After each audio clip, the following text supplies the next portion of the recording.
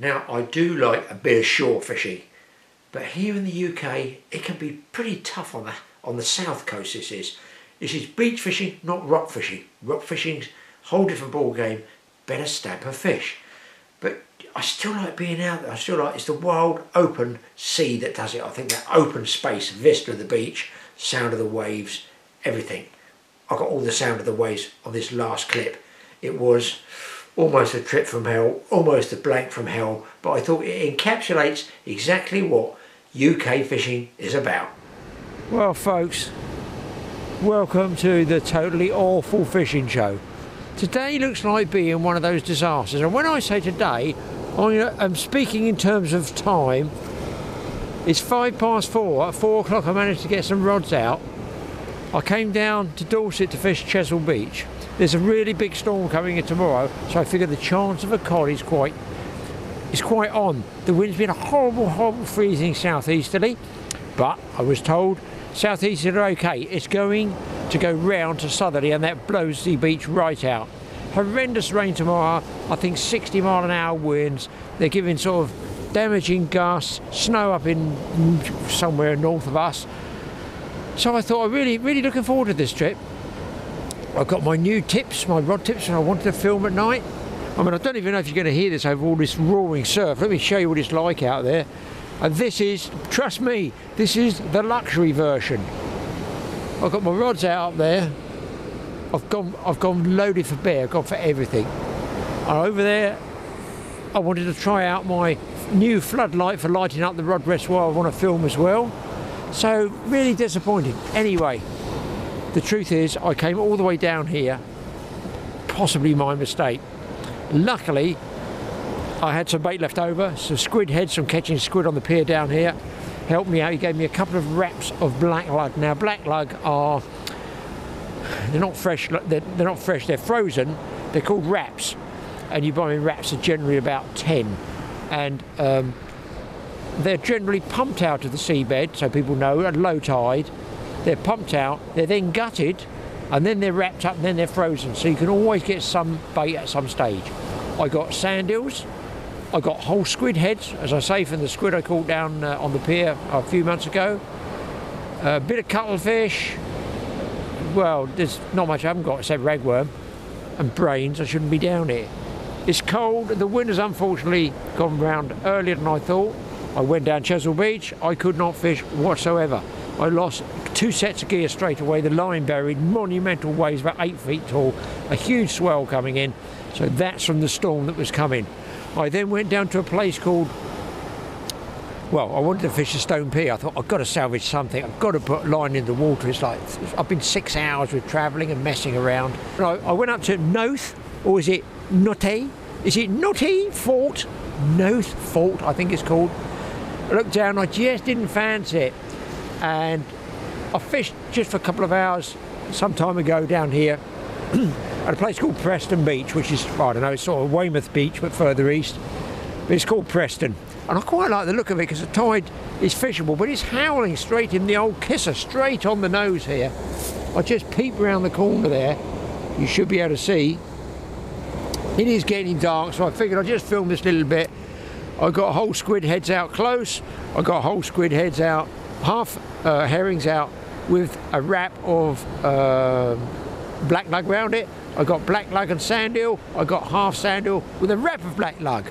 I mean, I'm into like anything. No one's fishing, trust me, nobody's fishing.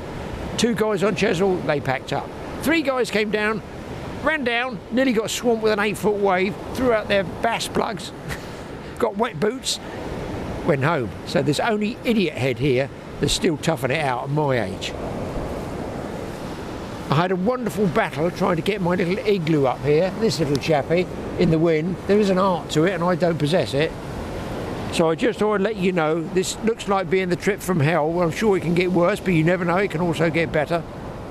So I'm just going to tough it out into darkness, see if my floodlight stand, my adjustment floodlight stand will work there.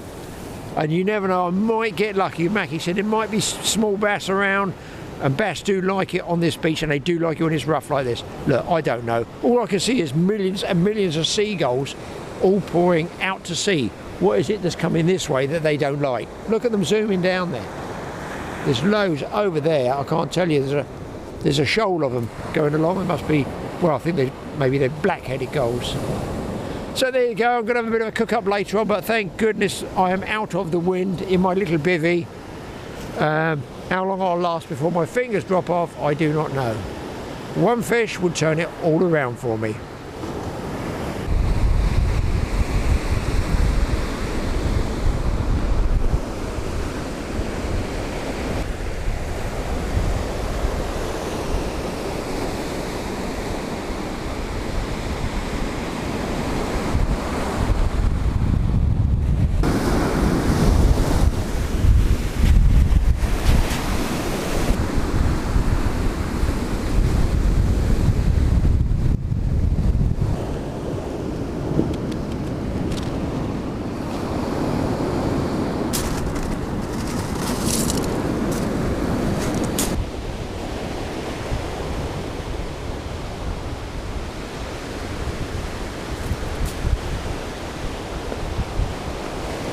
Okay, I'm all rigged up here with my my new light up there that goes over the top of the camera, and I can watch rod tops in a minute.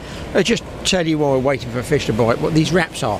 This is what you buy in a tackle shop here in the UK, so people know. It's called a wrap of lug, wrap of black lug.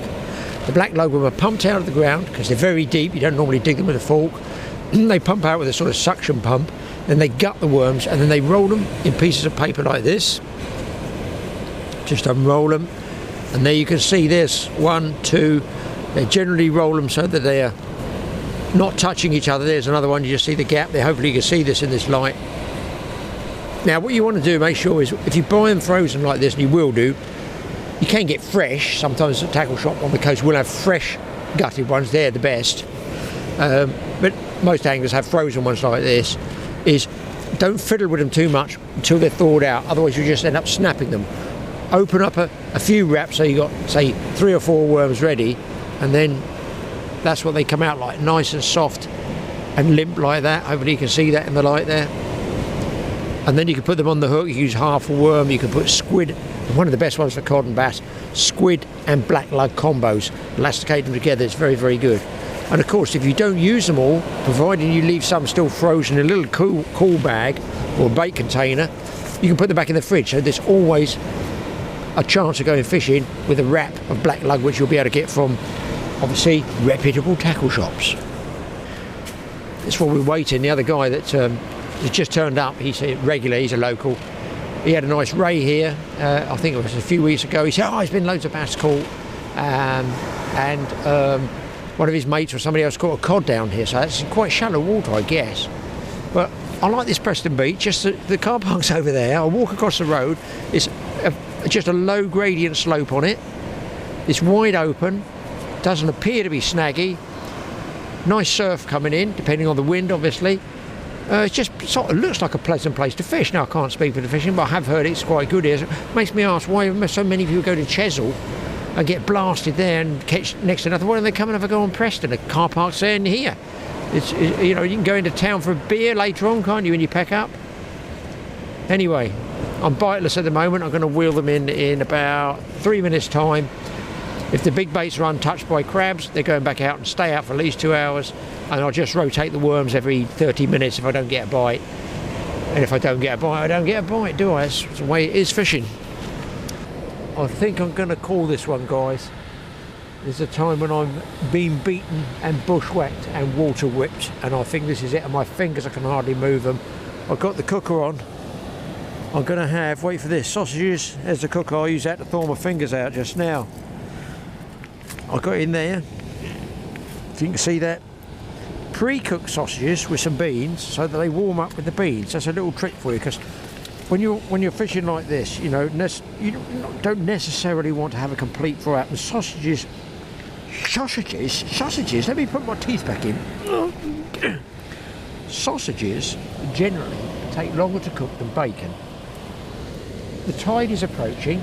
I've got the tide rod probably yet again. So what I do to make an easy one is get one of these cartons of beans. So you don't need tins, take the rubbish home with you, do not leave litter. Get one little cooker, get some free gas, which I get off my son Mike, free gas, and it's his free cooker. Put the sausages in with the beans, and there you go. You got sausages and beans. Let's take a look here. So, I don't know whether you're going to see this. You might not see my rod top there, but I'm going to put the torch on it now. You should be able to see the reflection against the sky of my rods that I've whipped on. You can see they're twanging away with the waves there because the weed is catching on it, and that's giving me false bites, so really I'm not fishing properly at all. You might or might not be able to see that middle section there, which has got the reflecting tape on it. Invariably you'll find if you get something like a bowl, it's lightweight to carry. If you use a plate, you tip stuff out and on the shingle it moves and it all slides off. Just get yourself a bowl, it's dead easy like that, and you can whack it all in one go.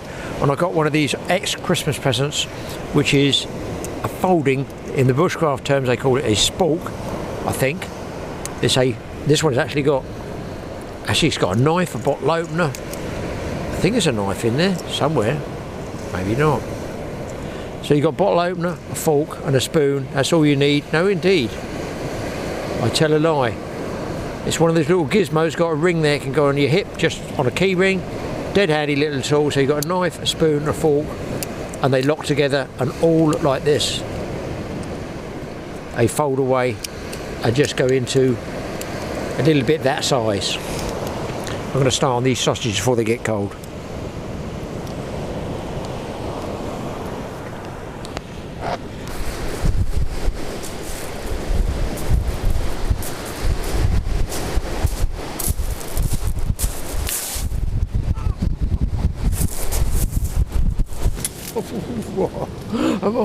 Am I owed this one or not? Am I owed this one? I had a hell of a bang earlier on. Wasn't sure what it was. This one is hanging there. A real nice bass. Absolutely. Chuffed to bits with that. And I had another one. Pretty sure I lost and missed. As you see the bait there, guys. Hopefully you can see that in the light. I'll come back a bit. I don't know how bright that is. Let's turn this one off for you. Otherwise we're... There, you might be able to see him better now. Sandhill and that black lug wrap.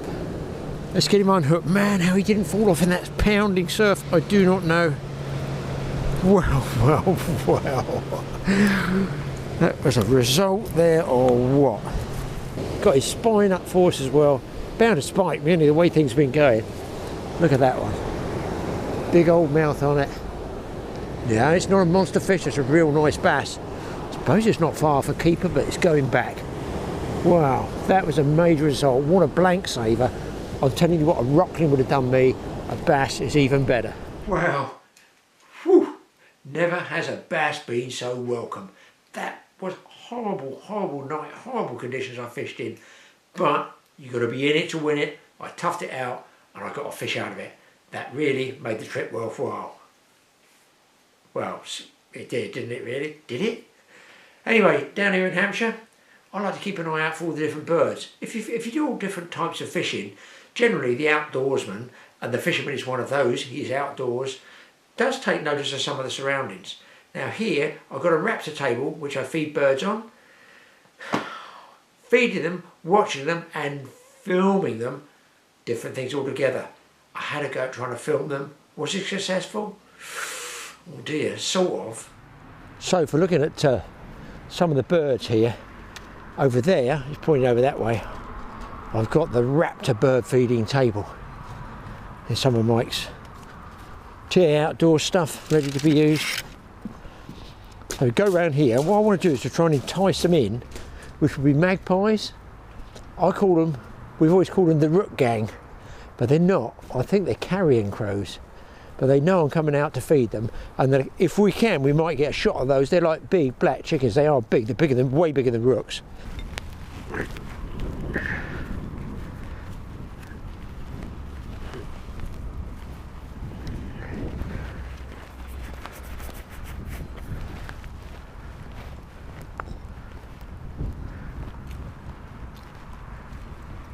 Yeah. There, they've got ham, bread and sausage. They make themselves a nice sandwich there, can't they? So they'll be up here somewhere watching, and occasionally we get either buzzards and or the red kites up here, and Colin might come, who is a giant red kite. In fact, to be honest, we call every kite we see Colin. We say, oh look, Colin's following the car. I'm going to pull this back and just leave a gap here so I can film exactly there. That's my idea. But the reason I put that down and not an entire turkey carcass is to lure them in, because they will know that, especially the magpies are so cute, they'll know if some of this has been moved. The other thing I've noticed, if I leave this open, they can see my silhouette move through here. You'd be amazed how cute they are. So I shut the door, so that all looks the same. Then I rig the camera up, just literally, just like that through there. If I open the window, they'll know that's open as well. If I pull this right back, they're going to know it's open. So I'll probably just tie these back with a fishing line. I could put the tripod here, but they will notice that these blinds are different to normal, because when we feed them out there. And what I've got to do is make space for the tripod about here, probably about there. I'm going to let them virtually eat that to get the confidence. I just want to say the buzzards are aggressive, but the red kites aren't. They're sort of scavenger feeders, and they're very, very nervous, and they miss a load of stuff we put out for them. So I've got the camera set up here, just that gap there. You can see from the monitor, just here, if I move it around. I'm right on the bird table there. I've left a little bit at the bottom because the bird's going to come in from the top. Occasionally they go down and they'll hop up onto there, but I've got it sort of about there. So I'm all set up, but if they see me here, they'll see me move. And sometimes they even see the red light flash on the camera when it's recording. Meanwhile, I'm just going to be working out here. I've got to load the car because I've got some property jobs to do, rubbish to dump. They know that I'm working out this side, and occasionally they'll come down. They are so cute. If I drive up the road or a car leaves to go up the road, they're in. They come straight in. They got vehicle recognition, no question of that. These rooks or crows can read number plates, and the magpies, they make the number plates.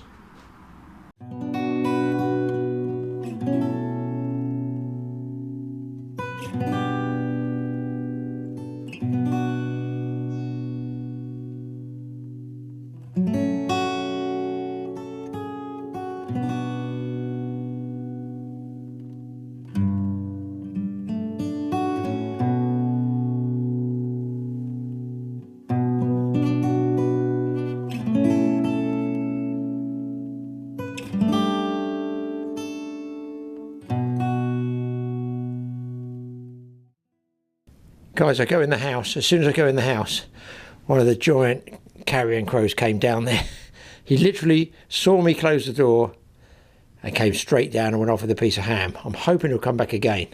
Well, there's now 2 of them out there, but one's gone back across the field. I'm pretty sure, even with this tiny little movement, the curtains aren't in the position they normally expect them to be in, and I believe they can see the red flashing light on the camera.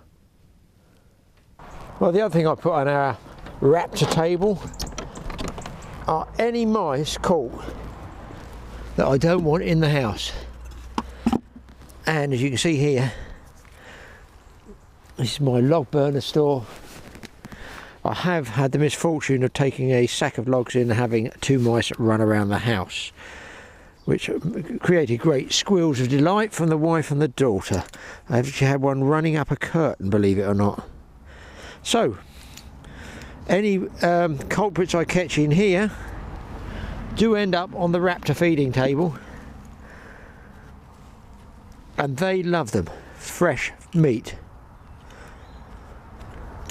Nothing is wasted here.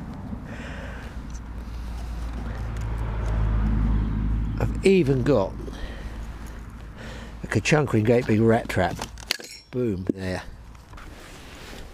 The thing is, with these little chaps, if they get in your house and chew through the electrics, they will cause an electrical fire and you will burn your house down. Fact. Not fiction, fact.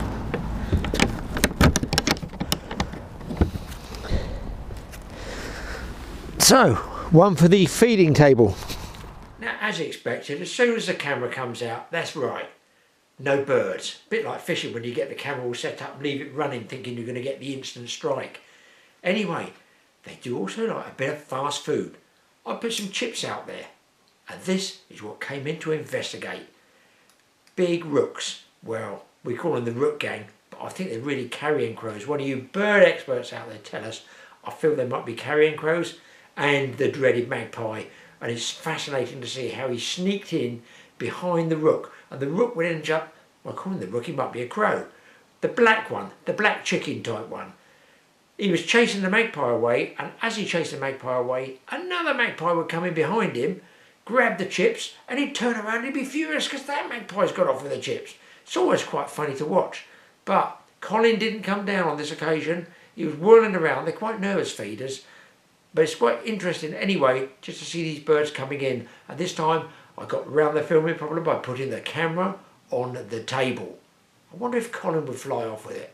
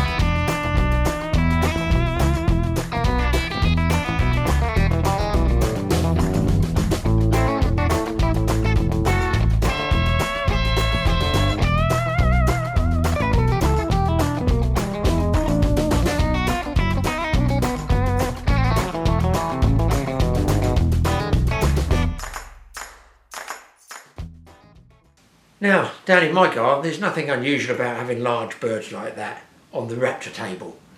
But I put a trail cam out at night, and what creature did I get on the bird table? And the very, very start of it, I only noticed this when I edited. I didn't, I've seen the clip before, and I didn't notice it. There's a second shape right at the start of the night shot, the night vision camera bit got. What is that? Is that a second one there? Check it out, boys. I want somebody to tell me. Nobody, I don't think, has got one of these on their bird table.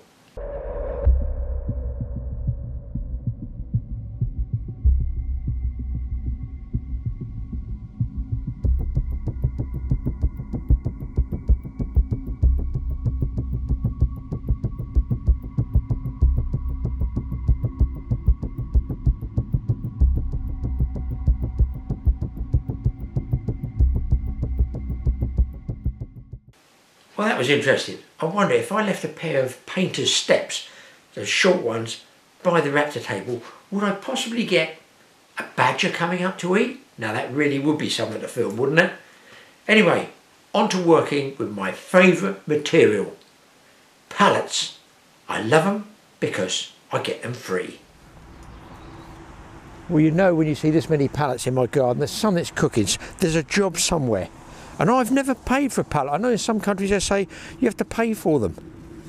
I've never paid for them. They just ask. I can't do too much. I was going to clear out the third pond here with the wells under there. That's filled right up there, you can see. So the water table's high, and we're joining up, the wife and I, of staining 120 yards of fencing on the back. Put it on the hop up. But the reason I got those pallets is round the back here. In the boneyard, I've got a couple of bits of old stores that even I have to say are on their last legs. I've got here the sawhorse, all the logs from the tree where I cut down, all sorted out, trying to keep them relatively dry. Mike's going to want some of those for his bushcraft projects, and I've got them all marked up there, look, with marks on them: eucalyptus, cherry wood, oak. Hawthorn wood is very hard and not great, not too great with that, so that's dry. And here as well, it's been here 12 years at least, old packing crates. I keep my wood in there, this bit's dry, that bit's not. So I'm going to rip all this out this afternoon, take the timber out and try and rebuild a frame with those pallets and a bit of a straighten up here. Probably going to have to build something here as well. Just to store stuff, folks. You never know when you want stuff. You know what it's like, I can't throw anything away.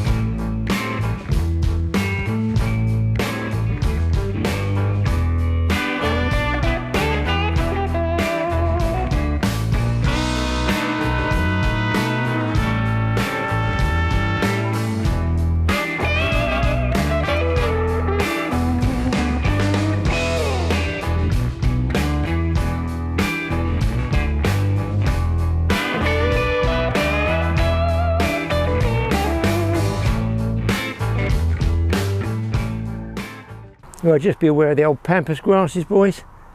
That's just sliding your hand through it. It's like a razor. So in there, you people might not see it. It's all stacked out there and it's dry. That should keep me a bit of timber and the wood on top to stop that plastic, and that's old pond liner there. So time for tea, and then tomorrow I'm going to start that one. A bomb site of rubbish there, and I've got quite a bit of wood to saw up later on. Use some tomorrow and the rest for log burner. So I figure that's enough for one day. Hammer goes away. Tea and cakes. I've repaired it as best I can with pallets here and here, and upside down up there, and up there I've covered it with a big 6 or 7 foot pallet I managed to get hold of, and a piece of old plastic I've left doubled, which was, I think it was one of Mike's, a double mattress or single mattress cover. I've tacked it around the edge. What I'm going to do is put all my melamine there. That's all held up in the wind, but tomorrow I've got to clear all this out. I'm pleased with that. At least that gives me a second place to put. Wait for this. All of the stuff which cost an absolute fortune to buy new and which might be useful. You cannot say I haven't saved money with guttering, gutter clips. Why would I want 15 miles of pipe? Hose pipes are hose pipes. I can't throw those away. I can't bring myself to. I've got these extra. It's all stuff I've bought over the years. I've cut all this back with the shears, so I'm a lot clearer here. Going to clear all this out probably tomorrow. I'm just hoping I can beat the weather, because tomorrow is a no-go.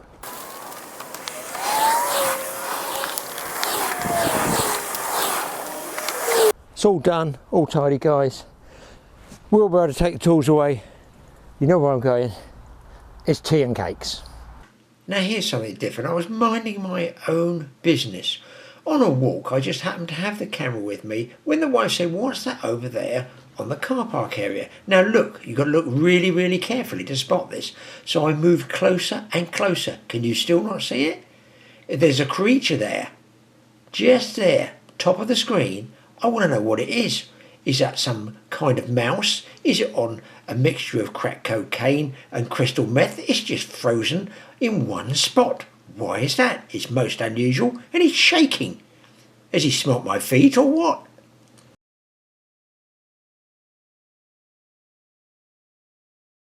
Well, thanks for watching that. Hopefully it's interesting for you. Look, it passes a bit of time during these troubled periods that we're going through. And if you did want to watch something else, why not skip over to Mike's channel, our sister channel, TA Outdoors. Mike's just recently put one up.